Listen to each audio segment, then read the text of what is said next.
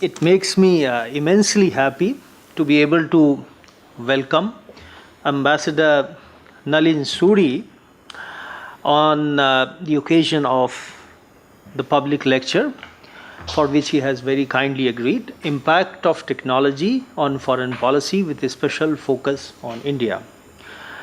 Ambassador Surie, as we all know, is a senior diplomat. He has served over a long and distinguished career in the Indian Foreign Service from 1973 to 2011, holding a number of strategic, policy, and advisory roles, including as the High Commissioner to the United Kingdom and Ambassador to China and Poland. More recently, he has also led the Indian Council of World Affairs as the Director General from 2015 to 2018. So, I welcome Ambassador Surie, and I welcome all other guests also, all the distinguished guests. I was just discussing the topic of Ambassador Surie's lecture with him, and he has sort of taken a broad brush approach on foreign policy and its relationship with technology, which is what we had requested. We know that technology, of course, has always been important, even in the ancient and medieval times, when it comes to relations between countries and empire building, etc.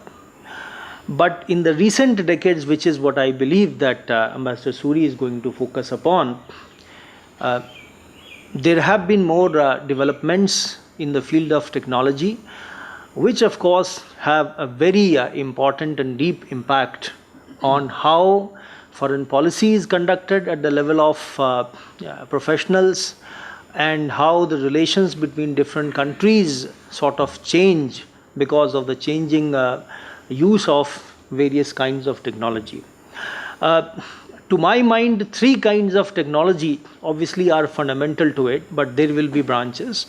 One, of course, is the general technology, if we look at it from the time of Industrial Revolution, which covers everything, and how a nation is placed in terms of general technological development, in terms of its technological prowess, is of course gives it a certain kind of profile and a certain kind of negotiating power with other countries, but that has been more or less eroded, we can say, in the last few decades. But the other thing that has become important now, we can see with a lot of cyber warfare, is the use of information technology, because this has become very important in the conduct of foreign policy, both at the level of professionals and at the level of creating impact or disrupting things, so on and so forth. And third, of course, which is relatively recent but promises to be a very big phenomenon, is the AI. How AI is going to affect foreign policy with a special focus on India, but also of other countries, I believe is also going to be one of the things that Ambassador Surie is going to talk about. So let me once again welcome Ambassador Surie and invite him to proceed with his lecture. Thank you very much, Dr. Mishra, and thank you, PMML, for inviting me to deliver this lecture. And thank you all for coming on this rather hot summer afternoon to listen to me. This is a huge and topical subject, as Dr. Mishra just pointed out. I'm going to make my presentation in broadly 8 segments, and I'll try and speak for about 35 minutes so that there's enough time for question and answer after that. Technology virtually rules our lives today, and this feature is likely to become even more prominent going forward. It impacts all countries, peoples, problems, and can be part of the solution facing nation states and the world at large. However, it can also be part of the problem, particularly if it falls into wrong hands. Let me begin by spelling out what I believe is the causal link between the role of technology and Indian foreign policy. India's foreign policy objectives can in brief be summarized as the need to ensure the country's sovereignty, territorial integrity, development interests, system of plural democracy, an open and equitable world order, and ensuring peace, stability, prosperity, and security in our region and in the world at large. I trust you will agree with me that technology has an essential role in addressing most of these objectives. It must therefore be a fundamental part of policy formulation and act as a multiplier, be it in matters of defense, security, development, or international collaborations. For example, effective defense requires constant upgrading of the technological components of weaponry, as also of strategy and tactics. Productivity increases in the economy come naturally with the use of technologies. Technology is an essential instrument to be put to effective use, particularly for a democratic country as large, diverse, and complex as India. It transcends divisions and disparities and enables solutions that are neutral. Take, for instance, the use of EVM machines in our electoral processes. It also itself defines the role that it plays in foreign policy messaging and implementation, more so in today's world of almost instant communications and disinformation. Let me now first address in brief some clearly manifest multinational aspects of the inexorable impact of technology and technological change. Governments across the world are scampering to find ways and means to control the use to which advances in technology can be put to common societal benefit, but are invariably falling behind the curve on account of the speed of technological change and the fact that new technologies are largely being developed in the private sector, especially in the democratic world. For governments, control over new technologies is essential to maintain the power that nation states wield in terms of their constitutional obligations to society, etc. And this is being challenged not only by competing nation states, but also by the mammoth technology and social media companies that today dominate the international economy, communications, and security domains more than ever before.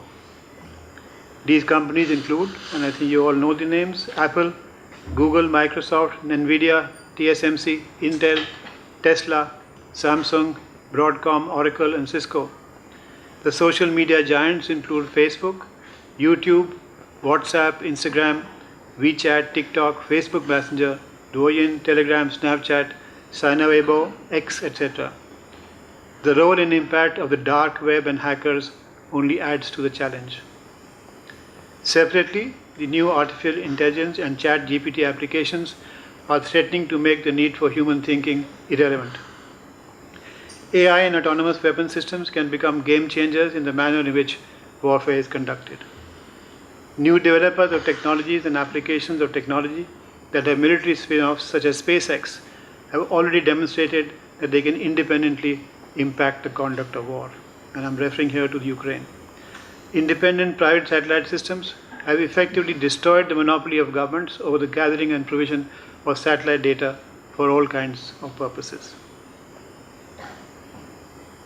The rivalry to control technology and technological development has sparked off a kind of tech Cold War between the West and China.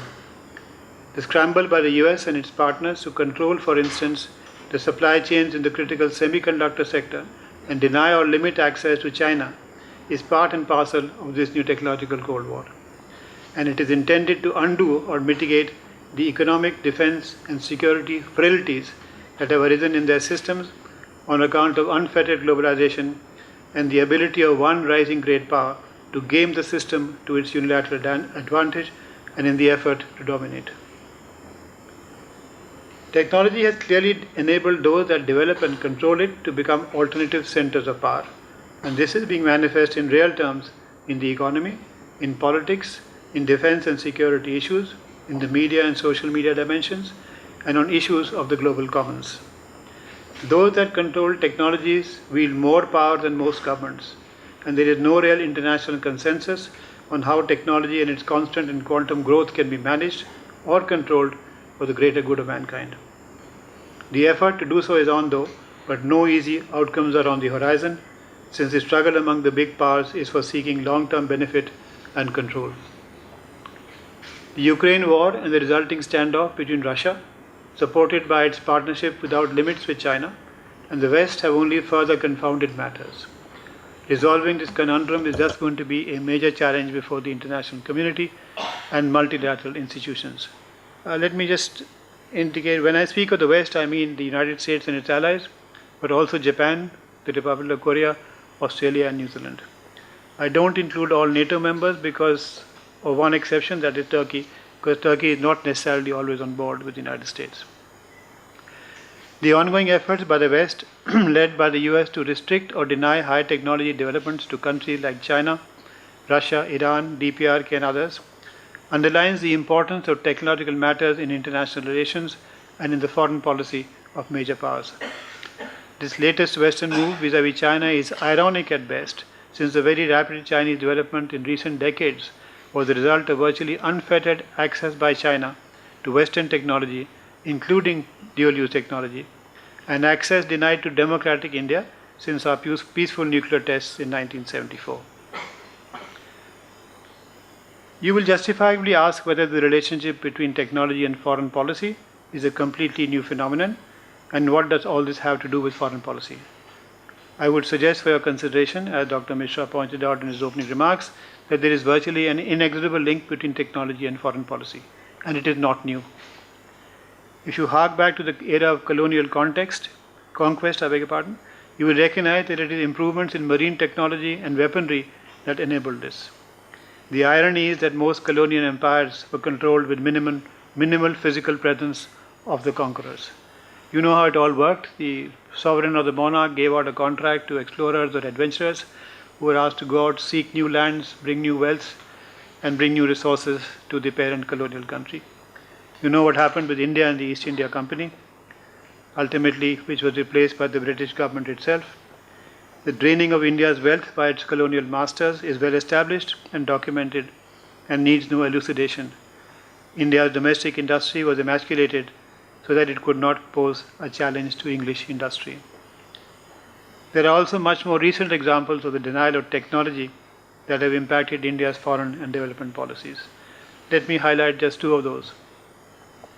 Soon after independence, when India sought to develop its heavy industry and the public sector in preference to the development of the private sector, it was largely denied assistance in this effort by the Western powers and thus turned to the then Soviet bloc instead.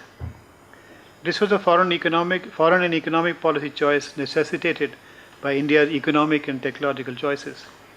This had both upsides and downsides that impacted India's growth and foreign policy choices. The policy choices have since the 1980s evolved and changed with the concomitant impact on the focus of Indian foreign policy.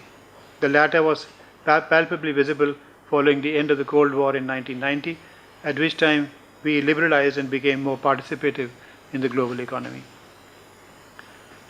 A second critical example of the impact of technological choice by India on its foreign and economic policies happened after May 1974, after India had conducted its peaceful nuclear test intended for developmental purposes.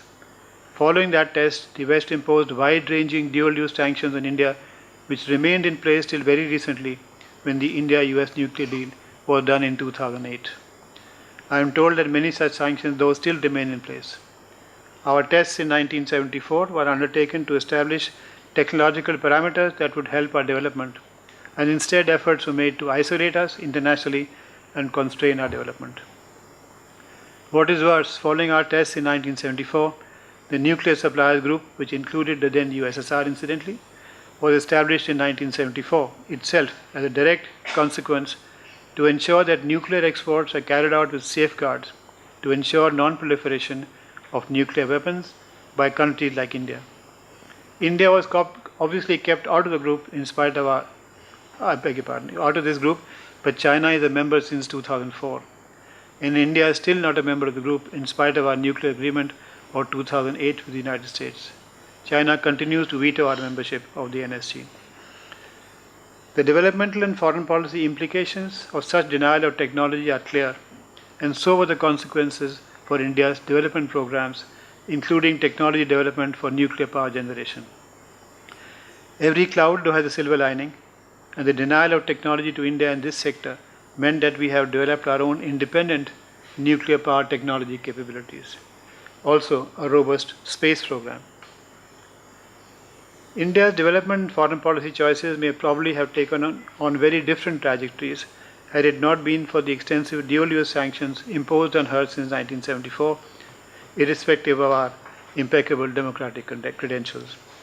It was a punishment imposed for more than one reason, including the fact that she had stayed out of the Non-Proliferation Treaty of 1968 and pointedly drawn attention to that treaty's inherent hypocrisy. Let me now briefly address the question of why technology is so important a factor for us all, and especially for developing countries. Technology has always been, and even more so today, an agent of change. Here again, change can be for the better or for the worse. It can, for instance, create greater inequality, as has been happening between the developed and developing world, or can be harnessed for global good. This latter is perhaps the greatest challenge before all foreign policy establishments, multilateral institutions, civil society institutions, and multinational economic and technological corporations. At the very least, the use of technology must be denied to inimical non-state actors, terrorists, people and drug smugglers, cyber criminals, fundamentalist groups, etc. At the same time, critical issues of food security, energy security, cyber security, climate change, environmental degradation, and peaceful use of outer space and the oceans must be addressed as a priority.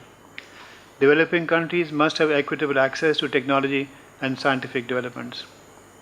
One of the challenges before Indian foreign policy will be to continue to be proactive in all these and related issues of interest not only to itself but also to the global south. The problems of developing countries need application and constant upgrading of technologies if their progress is to be expedited. This is a fundamental issue. Rapid economic and social development in these countries is perhaps the most fundamental of human rights that must be guaranteed. And technology, properly applied, can be both a game changer and development multiplier, enable cost-effective solutions, and ensure transparency and outreach. India has been contributing to this process, including via sharing our technological developments over the years with fellow developing countries, be it in our neighborhood, in the Indo-Pacific, in Africa, and elsewhere.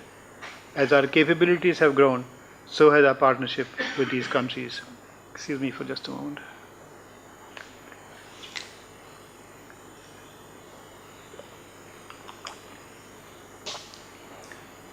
Let me now try and look at how Government of India formally looks at the subject we are addressing. Speaking at the Global Technology Summit on 5th December last year, 2023, India's External Affairs Minister said, and I quote, "Now, while there have been undeniably enormous changes on the domestic side, technology has also been very much in the forefront of diplomacy of foreign policy. It is today, I would say, reflected in how often we talk to our partners about reliable and resilient supply chains and what would be India's role in that new sets of chains that are being built. Or in fact, in the conversations about critical and emerging technologies. And it could have, cascading impact in other areas. I find particularly in the last year, many more countries are interested in mobility discussions because the world of technology is also accelerating the world of mobility." Unquote. Mobility in the technology sector is yet another and very important aspect that Indian foreign policy has been addressing in recent years by entering into appropriate agreements with countries for providing access, employment, and social security for skilled Indian professionals.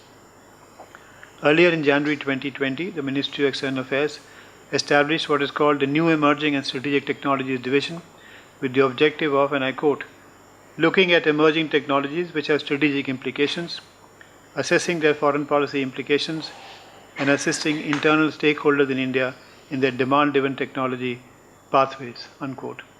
There are also divisions in the Ministry of External Affairs dealing with cyber diplomacy, economic diplomacy, e-governance and IT, and multilateral economic relations. Technology, in effect, permeates through the work of all such divisions. And this is a reflection of the fact that no country can be an island unto itself on the issue of technology, and there is therefore need for collaboration in foreign policy on technology.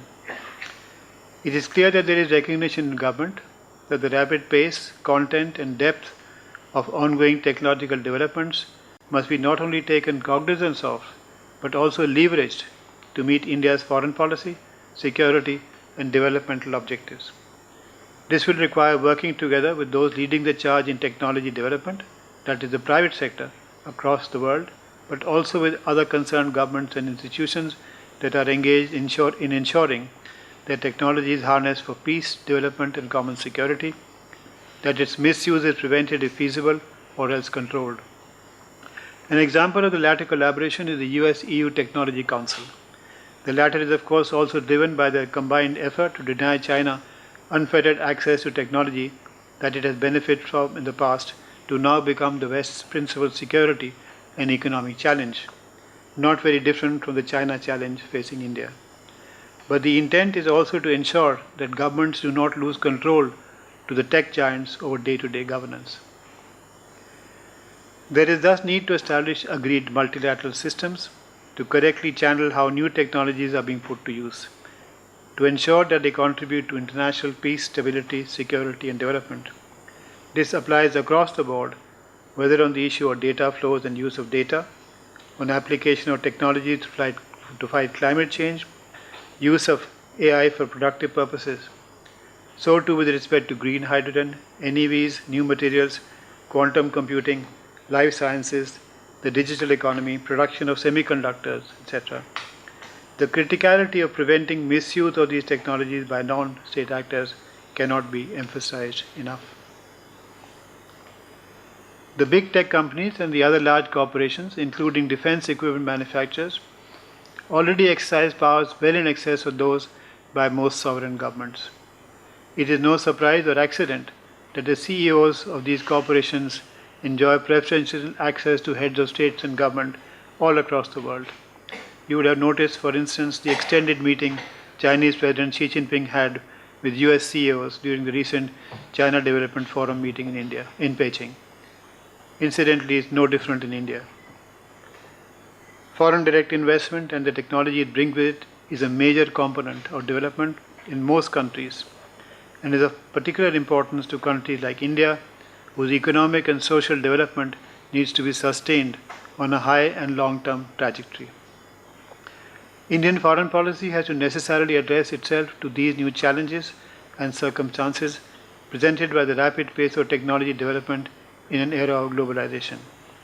What complicates matters further is that post the COVID pandemic and Chinese actions and the war in Ukraine, the effort, particularly in the West, now is to reorient the process of globalization to put in place more secure and resilient supply chains. We need to be part of these and are working in that direction. For instance, what we are doing with Quad, the IPEF, critical minerals, supply chains, etc. I'll have more to say on that as I go along.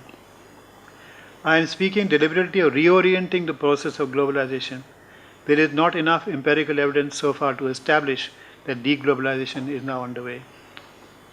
In this context, the recent report by DHL, the well-known logistics company, on global connectedness in 2024 suggests that while Russia and Europe have decoupled and flows between the US and China have declined, globalization has not given way to regionalization, and with respect to trade, only North America shows a clear nearshoring trend, and that is between the US, Canada, and Mexico.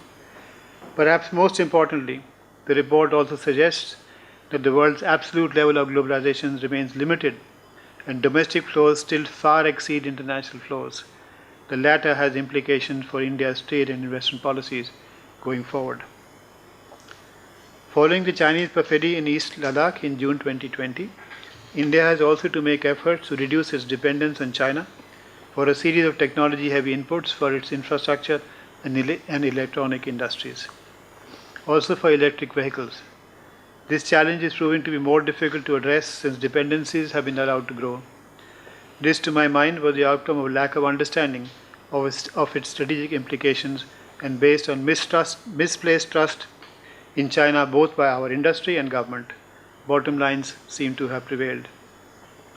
This challenge, though, cannot be left unaddressed by India's foreign and economic policy makers and Indian industry.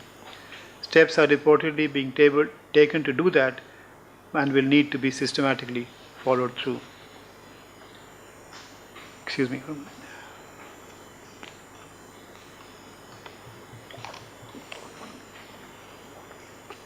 The challenges posed to sovereign governments by the unprecedentedly rapid and continuing developments in technology have to be addressed multilaterally or till such time as international consensus is arrived at via smaller plurilateral or bilateral agreements. This is going to be a major challenge for Indian foreign policy. Our positions will have to be formulated on the basis of a strategic, all of country approach. Technology respects no silos. Several steps have already been taken in this respect. India has set up trade and technology committees at ministerial level with major technology countries or sources such as the US and the European Union. India has also established at ministerial level 2+2 dialogues of the foreign and defense ministers with all the Quad countries. Defense technology issues form a core part of these dialogues, as do critical and emerging technologies. In this context, it is important to understand the critical need for India to reduce its supply dependencies on foreign suppliers for its principal defense requirements. The symbiotic relationship between technology and modern defense capabilities bears emphasizing. You are all no doubt familiar with the ISET, Initiative for Critical and Emerging Technologies with the United States of America.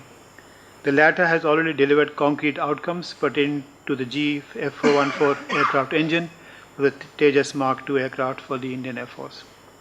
It covers technology transfer and production. This is a major step forward. Other equally critical collaborations are intended to follow across quantum computing, AI, high-performance computing, defense innovation and tech cooperation, building of resilient semiconductor supply chains, space and next-gen telecommunications. This latter process will require purposeful follow-up with the United States. With the European Union, the dialogue covers strategic technologies, digital connectivity, clean and green technology, clean energy technology, resilient supply chains, etc. In terms of the Quad, which as you know is the US, India, Australia and Japan, you may recall that when it was revived in 2017, its purposes include reckoning with the most urgent global challenges including climate change, critical technologies, etc., and as an alternative source of public goods in the Indo-Pacific region. It seeks to deliver practical benefits in health, technology, digital connectivity, infrastructure, climate change, economic resilience, and maritime security. It is making steady progress in its efforts. The third Quad Summit in Hiroshima on 20th May last year reiterated the joint commitment of all four countries to forge ahead with their plans for the strengthening of agreed Quad activities. Technology underscores virtually all the areas of collaboration. India, as you are all aware, is also part of the Indo-Pacific Economic Forum for Prosperity, IPEF. India has chosen so far not to be a party to the trade pillar of the IPEF, but is a party to the pillars relating to a fair economy and clean economy. Texts on these latter two subjects have been negotiated. The agreement on clean economy pertains to mitigation and adaptation to climate change and is understandably tech-heavy. It covers clean energy technology development and capacity, electrification, regional grid interconnection, energy efficiency and conservation, and a host of other practical actions. At the United Nations, work is underway to negotiate a global digital compact to be agreed to at the Summit of the Future, which is to be held in September this year at the United Nations in New York. The compact, the Global Digital Compact, is expected to, and I quote, outline shared principles for an open, free and secure digital future for all, unquote. This is intended to be done through a technology track involving all stakeholders. India is actively involved in the consultations and supports an intergovernmental nature of the GDC process, leading to a framework for leveraging digital technologies for development rather than an overarching binding legal document to govern all areas relating to ICT and digital technology. The latter the overarching legal document may actually be a non-starter given the nature, diversity and ongoing speed of digital transformation. Separately, during its presidency of the G20 last year, India was able to successfully focus, inter alia, on technological transformation and digital public infrastructure. The concerned G20 ministerial meeting had managed to arrive at a consensus on how to effectively shape digital public infrastructure. As a result, at the second Voice of Global South Summit in November last year, a global DPI repository was launched, and currently this repository features 54 digital public infrastructure systems from 16 countries. In our bilateral relations with various developing countries, technology-based exchanges form part and parcel of our cooperation programs with them, be it in our neighborhood, in Southeast Asia, with the Gulf countries, with partners in Africa, the Pacific Forum, and Latin America. If you need, I can give you examples during our discussion. This now extends increasingly to the fintech sector also. Let me now turn to the daily grind of foreign policy and diplomacy.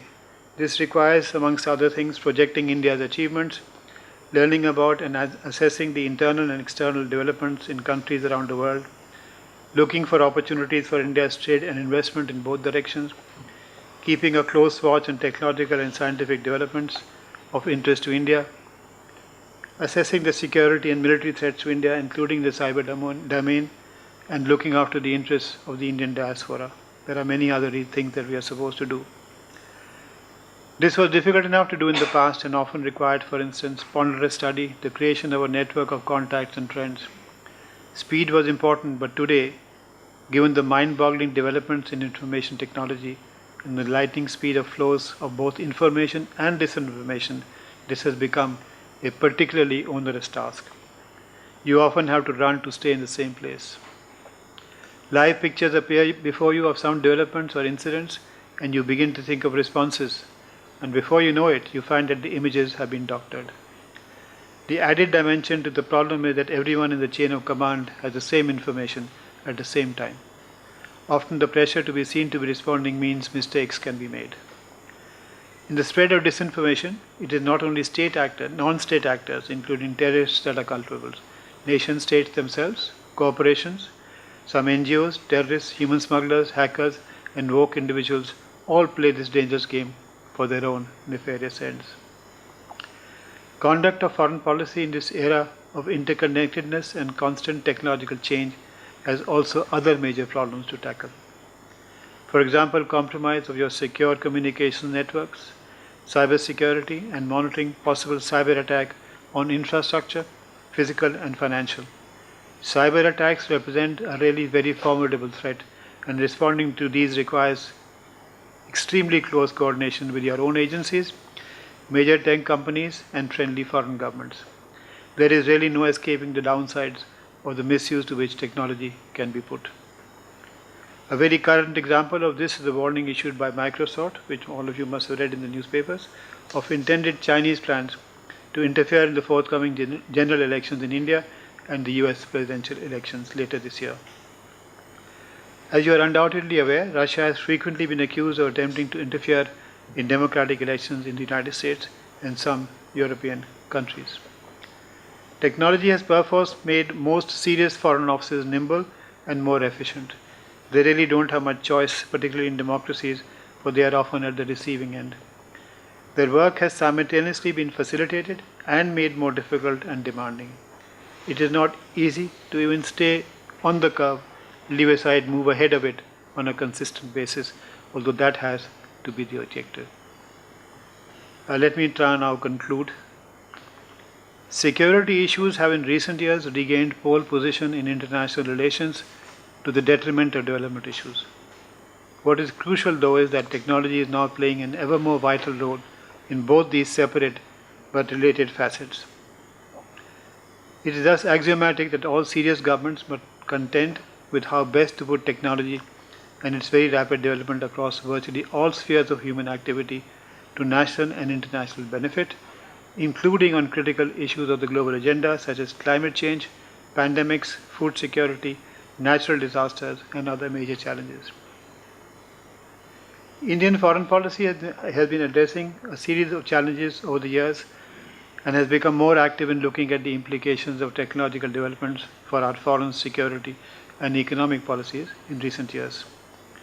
However, the pace of change is now so rapid that perhaps there is need for being ever more proactive so that we try and remain ahead of the curve. That is no doubt the intention, but will require the ability to be able to respond imaginatively, proactively, and scientifically to the demands posed by a divided world where the speed of technological change is unrelenting and unforgiving. It will require ever greater partnerships and collaboration with technology developers, corporations, and like minded countries. It will require participating actively in the evolution of multilateral or plurilateral institutions and international agreements to channel technological change for national and global benefit on an equitable basis and following extensive consultations with all stakeholders. I think I can stop at this point. Yeah.